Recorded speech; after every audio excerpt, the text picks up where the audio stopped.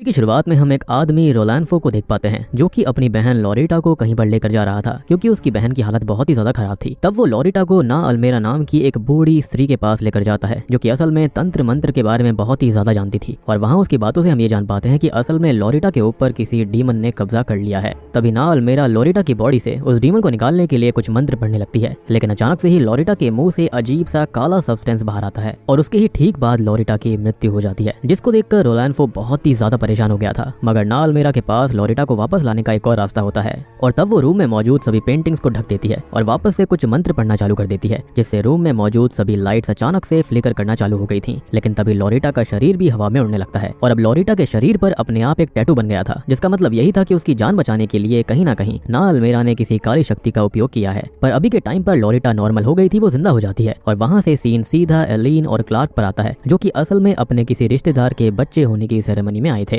अब फिर वो जब अपने रिश्तेदारों से बातें करते हैं तो हम जान पाते हैं कि उनकी शादी को काफी समय हो चुका है, लेकिन अब तक उनका कोई बच्चा नहीं हुआ। वहाँ तो ऐसी बातों को वो थोड़ा सा हंसी मजाक में लेते हैं, लेकिन जब वो घर जा रहे थे तब हमको पता चलता है कि असल में क्लार्क बच्चे नहीं कर सकता था और इसलिए उन दोनों की जिंदगी भी कुछ ज्यादा अच्छी नहीं चल रही होती। रात में दोनों बहुत ही ज्यादा उदास होते हैं क्योंकि एलीन किसी भी हालत में एक बच्चा चाहती थी और इन्हीं सबसे परेशान होकर क्लार्क वहाँ से उठ जाता है और सिक्योरिटी रूम में जाकर वहाँ पर लगे हुए मॉनिटर्स पर बाहर का हाल देखने लगता है। फिर अगले दिन हम एलीन को हॉस्पिटल में देख पाते हैं जहाँ पर वो अपने फादर के पास आई हुई थी जो कि जिंदगी और मौत के बीच में झूल रहे थे। साथ ही साथ वो एलीन से बहुत ही ज्यादा गुस्सा भी थे क्योंकि उन्हें अपनी मृत्यु से पहले एलीन के बच्चे को देखना था। पर तभी उनकी हालत बहुत ही ज्यादा बिगड़ जाती है और वो वहीं पर मारे जाते हैं, जिसको देखकर एलीन और ज्यादा परेशान हो गई थी। तब वहाँ पर क्लार्क आता है और किसी तरह से एलीन को संभालता है, जिसके बाद जब वो लोग चर्च में जाते हैं तो वहाँ पर जाने पर एलीन एक बच्चे की ही विश मांगती है, जिसको देखकर क्लार्क को और ज्यादा बुरा लग रहा था। खैर अब एलीन अपने पिता का फ्यूनरल खत्म करती है, जिसके बाद कुछ दिन इसी तरह से बीत जाते हैं। जिसके बाद हम एलीन को एक बच्ची जूलिया के बर्थडे पर देखते हैं, जहाँ पर वो बच्ची जूलिया अपनी माँ के ऊपर बहुत ही ज्यादा चिल्ला रही थी। उसकी माँ को लगता है कि शायद उन्हें बच्चे होने ही नहीं चाहिए थे, पर इसके विपरीत एलीन को ये सब हरकतें बहुत ही ज्यादा क्यूट लगती हैं।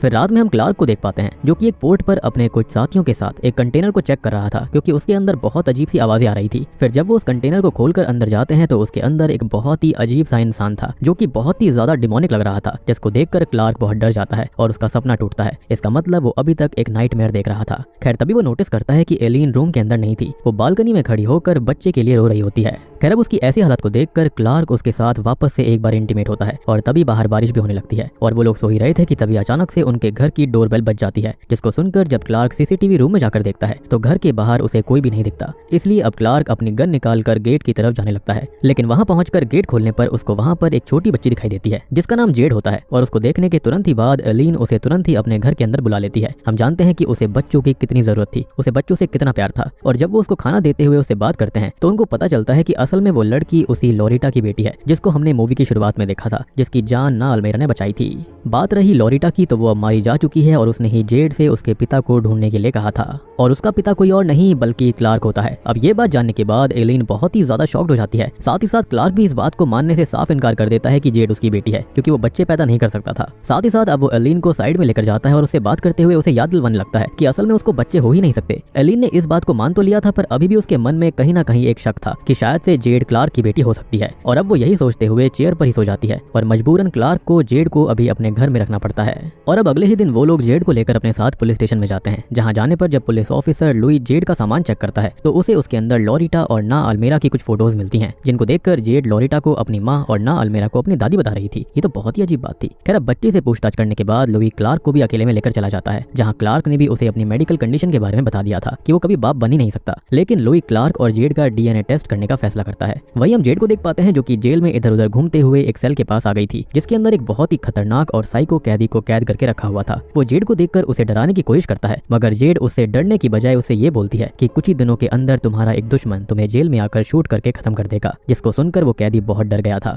और अब इससे पहले कि वो जेड से और ज्यादा बात कर पाता, लेकिन तभी वहाँ पर एलीन जेड को ढूंढते हुए पहुंच गई थी, जिसको देखकर जेड के मुंह से भी एलीन के लिए सीधा माँ निकलता है। और इसको सुनकर तो एलीन को ऐसा लगता है जैसे मानो उसे कोई खजाना मिल गया हो और इसलिए जब घर वापस जाने की बारी आती है तो एलीन डिसाइड करती है कि जब तक डीएनए टेस्ट की रिपोर्ट नहीं आएगी तब तक जेड उनके साथ ही उनके घर में रहेगी, जो कि क्लार्क को बिल्कुल पसंद नहीं आता। लेकिन वो एलीन को और ज्यादा परेशान नहीं करना चाहता था। अब जब क्लार्क और एलीन अपने घर जा रहे होते हैं तब क्लार्क वापस से उसको समझाने की कोशिश करता है कि उन्हें शायद जेड को अपने साथ नहीं रखना चाहिए, जिस पर एलीन गुस्सा हो गई थी। साथ ही साथ अब उसे क्लार्क के ऊपर शक भी हो रहा था, इसलिए तब क्लार्क वहाँ पर शांत हो जाता है, अदरवाइज सारा का सारा पासा उसके ऊपर ही पलट जाता। वेल अब जब वो गाड़ी में बैठते हैं तो उसकी नजर सामने खड़े इंसान पर पड़ती है जो कि उसे ही क्रीपी तरह से घूर रहा था, जिसको क्लार्क तो नहीं जानता था। लेकिन लेकिन हम समझ पाते हैं कि वो इंसान कोई और नहीं बल्कि रोलैंफो है। अब आगे जब वो लोग घर में जाते हैं तो क्लार्क समझ गया था कि अगर डीएनए टेस्ट पॉजिटिव आया तो एलिन उस पर भरोसा करना छोड़ देगी। पर तभी अचानक से ही उसको कुछ अजीब से इनकेंटेशंस की आवाज आने लगती है, जैसे कोई उसके कान में कुछ फुसफुसा रहा हो। तभी वो जेड के रूम में जाता है जहाँ पर वो आराम से सो रही थी। पर जैसे ही वहाँ से क्लार्क बाहर निकलता है तब जेड वापस से कुछ इनकेंटेशंस को फुसफुसाना चालू कर देती है। और वहीं जंगल में भी कुछ लोग सेम इनकेंटेशंस को दोहरा रहे थे,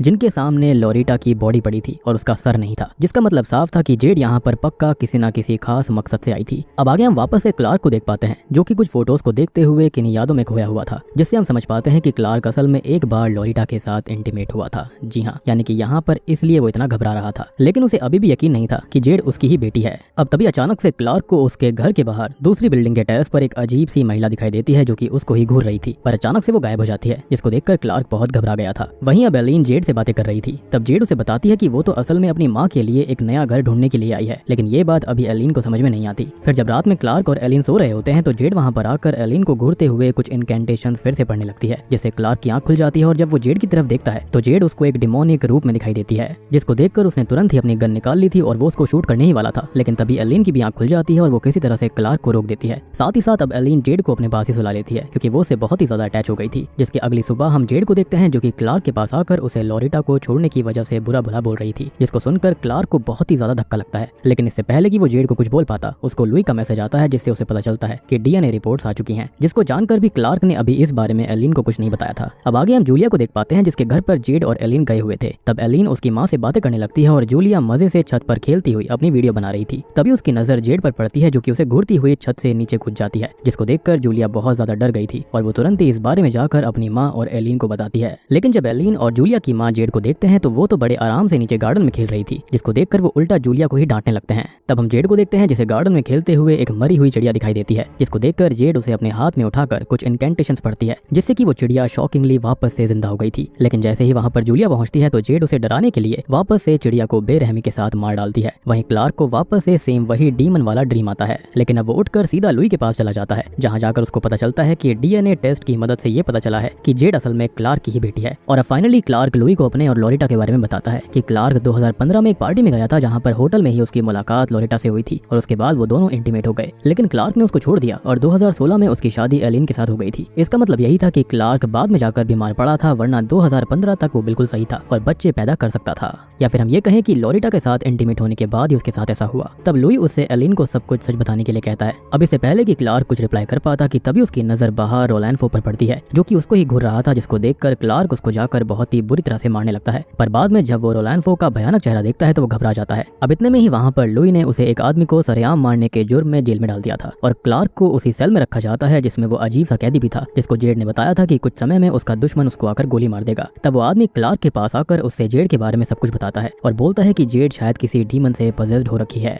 और क्लार्क को भी यही लगता था और वो इसके बारे में और ज्यादा सोचने लगता है। वहीं एलिन जब अपने रूम में जाती है तो वो जेड को हवा में उड़ते हुए देखती है, जिसको देखकर वो बहुत ही ज्यादा डर गई थी, मगर ये सब बस उसका एक नाइटमेयर था। तभी अचानक से उसको नीचे किसी और के होने की भी आवाज आती है और जब एलिन नीचे जाकर चेक करती है तो वहाँ पर उसके मरे हुए पिता जेड के साथ खेल रहे थे, जो कि बहुत ही शॉकिंग था। और वो एलिन को समझाने की कोशिश करने लगते हैं कि जेड उसकी बेटी नहीं है, इसलिए उसको जेड को खुद से दूर कर देना चाहिए। और अब इतने में ही वहाँ पर एलिन के बाकी मरे हुए परिवार वालों की आत्मा आकर उसे हॉन्ट करने लग गई थी, जिससे कि वो बहुत ही ज्यादा डर जाती है। लेकिन तभी वापस से उसकी आंख उसके बिस्तर पर खुलती है, मतलब कि ये भी एक सपने के अंदर सपना था। खैर तब तक वहाँ पर क्लार्क भी आ गया था, जिसको पुलिस ने कोई ऑफिशियल कंप्लेंट ना होने के कारण छोड़ दिया था। खैर अब क्लार्क एलिन को सारी रिपोर्ट दिखा देता है, जिससे एलिन का दिल बहुत ही ज्यादा टूट गया था, क्योंकि असल में क्लार्क की शादी 2014 में हुई थी और लुई से क्लार्क ने झूठ बोला था ताकि लुई खुद जाकर एलिन को कुछ न बता दे। और अब क्योंकि क्लार्क ने एलिन को धोखा दिया था, इसलिए अब एलिन क्लार्क के लाख माफी मांगने के बावजूद भी उससे बात करना बंद कर देती है। तब वो जेड के पास जाकर रोने लग गई थी, जिसको देखकर जेड जानबूझकर उसके आंसू पोंछती है और एलिन भी जेड को ही अब पूरी तरह से अपनी बेटी मान चुकी थी।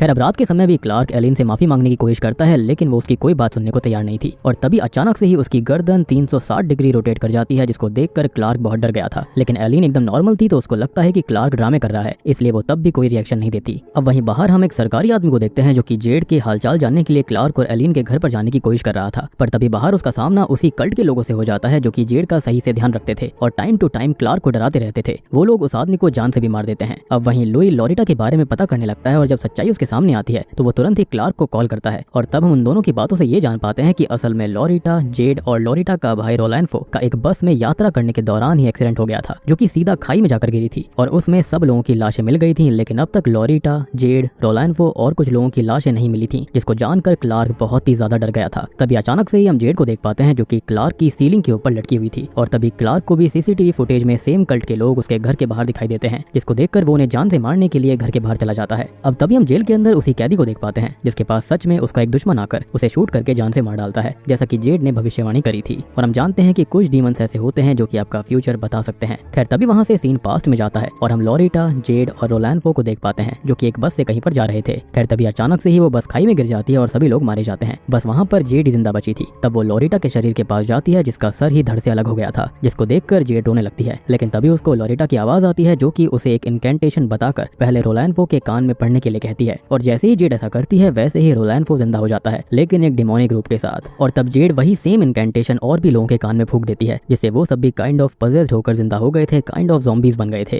या फिर ये कहें कि वो इसके कल्ट के लोग बन गए थे। और ये सब वही लोग थे जिनको अब तक हमने मूवी के अंदर क्लार्क के घर के सामने देखा था और उसे परेशान करते देखा था। खैर ये सब इसलिए हुआ था क्योंकि जब शुरू में रोलैंफो लॉरिटा को लेकर नालमेरा के पास गया था, तब उसने लॉरिटा को सही करने के लिए एक डीमन को उसके शरीर के अंदर डाल दिया। और इसलिए बाद में जब जेड पैदा हुई तब जेड के अंदर भी उस डीमन की शक्तियां आ गई थी और वो एक्सीडेंट को भी सर्वाइव कर गई। और अब क्योंकि एक्सीडेंट के दौरान लॉरिटा का शरीर खत्म हो गया था, इसलिए जेड को ही उस डीमन के लिए एक नया शरीर ढूंढना था। और यही कारण था कि जेड क्लार्क के यहाँ पर आई थी और उसने एलिन से ये भी कहा था कि वो अपनी माँ के लिए नया घर ढूंढने आई है। मतलब सिंपल सी बात थी कि वो एलिन के शरीर में उस डीमन को डालना चाहती थी। खैर प्रेजेंट टाइम में जब क्लार्क घर के अंदर उन सभी कल्ट के लोगों को ढूंढ रहा होता है, तभी अचानक से ही उसको घर के बाहर ढेर सारे डीमंस दिखते हैं जिन्होंने पूरे घर को चारों तरफ से घेर लिया था। और जब क्लार्क घर के अंदर एलिन को ढूंढने जाता है तो एलिन शॉकिंगली जेड को अपना स्तनपान करा रही थी, जिसको देखकर क्लार्क बहुत ही ज्यादा शॉक्ड हो जाता है और वो एलिन को समझाने की कोशिश करता है कि वो ऐसा ना करे और जेड उनकी बेटी नहीं है। लेकिन एलिन अभी तक जेड के पूरी तरह से कब्जे में आ गई थी, इसलिए वो क्लार्क की बात नहीं सुनती, उल्टा वो क्लार्क से गुस्सा भी थी। खैर इतने में ही घर के अंदर बाकी सभी कल्ट के लोग आ जाते हैं जिन्होंने एलिन और क्लार्क को बेहोश कर दिया था और तब वो उन्हें पकड़कर अपने साथ कहीं पर लेकर जाने लगते हैं। पर अब तक बाहर लुई आ जाता है जिसने गवर्नमेंट ऑफिसर की लाश देख ली थी और साथ ही साथ उसने उन लोगों को भी देख लिया था जो कि क्लार्क और उसके परिवार को अपने साथ लेकर जा रहे थे, जिसको देखकर वो सबसे पहले वहां पर और फोर्स को बुलाता है और खुद क्लार्क को बचाने के लिए जाने लगता है। तभी वहां पर क्लार्क की आंख खुलती है तो वो देखता है कि उसको एक पेड़ से बांधा गया है और उससे ही थोड़ी दूरी पर जेड अपनी बायोलॉजिकल मदर यानी कि लॉरिटा की बिना सर वाली बॉडी और एलिन की बॉडी के साथ में कुछ रिचुअल्स कर रही होती है, जिसको देखकर क्लार्क बहुत घबरा जाता है। वो समझ गया था कि यहाँ पर कुछ ना कुछ गड़बड़ होने वाली है। लेकिन तभी वहां पर लुई पहुंच जाता है जो कि चुपके से क्लार्क को खोल देता है। लेकिन जैसे ही लुई ने ऐसा करा था तभी अचानक से ही उसका सर ब्लास्ट हो जाता है, जो कि असल में जेड ने करा था। यानी कि उसके पास इस तरह की भी शक्तियां थी कि वो इंसानी शरीर को भी अपनी उंगलियों पर नचा सकती थी। अब तभी क्लार्क अपनी गन निकालकर वहां पर जेड को शूट करने की कोशिश करता है, लेकिन जेड किसी तरह से बच जाती है। ऑब्वियस ही बात है कि वो इंसान और डीमन का मिक्सचर थी। और बात रही कि वो बेटी किसकी थी, तो वो क्लार्क की ही तो बेटी थी। साथ ही साथ अब उसने वहां पर मौजूद बाकी सभी लोगों को भी इसी तरह से जान से मार दिया था जैसे उसने लुई को मारा। और अब वो क्लार्क को बताती है कि असल में वो अपनी माँ को एलिन के शरीर में डालना चाहती है। और वहाँ हमको ये बात भी क्लियर हो जाती है कि जेड अपनी माँ लॉरिटा को नहीं बल्कि उस डीमन को मानती थी। मगर क्लार्क अब तुरंत ही लॉरिटा की बॉडी के ऊपर शूट कर देता है, जिसको देखकर जेड बहुत ही बुरी तरह से चिल्लाने लगती है। और अब क्लार्क भी मौका पाकर इसका फायदा उठाता है और वो तुरंत ही एलिन को उठाता हुआ वहाँ से भागने लगता है। पर रास्ते में ही एलिन को कुछ होने लग गया था, उसकी बॉडी पूरी तरह से अकड़ गई थी, जिसको देखकर क्लार्क उसको उठाने की कोशिश करने लग जाता है। लेकिन तब तक वहाँ पर रोलैंफो भी पहुंच गया था जो कि खुद डीमन के कब्जे में था, जो कि अभी जिंदा होता है। साथ ही साथ अब उसने क्लार्क की गन से ही उसको शूट कर दिया था। तभी वहाँ पर जेड भी आ जाती है जो कि अब अपने डिमोनिक वाले रूप में आई थी। यानी कि अब तक क्लार्क जो कुछ देख रहा था उसके बारे में वो सब कुछ सच था। वो असल में खुद एक डीमन थी, यानी कि डिमोनिक चाइल्ड थी। और क्लार्क इस भयानक नजारे को देखकर अपना दम तोड़ देता है, जिसके थोड़ी ही देर के बाद में जब एलिन की आंख खुलती है तो उसके सामने बस जेड थी। और तभी एलिन अपनी बॉडी के ऊपर एक टैटू को नोटिस करती है जो कि शुरुआत में लॉरिटा की बॉडी पर भी था, जिसका मतलब साफ था कि अब वो डीमन उसके शरीर में आ गया था और जेड अपने काम में सक्सेसफुल हो गई। तब एलिन जेड से क्लार्क के बारे में पूछती है, लेकिन जेड उससे ज्यादा बात नहीं करती। और अब क्योंकि एलिन के अंदर वो डीमन आ चुका था, इसलिए एलिन भी धीरे धीरे क्लार्क के बारे में भूलकर वहां से जेड के साथ लुई की कार में बैठती हुई निकल जाती है।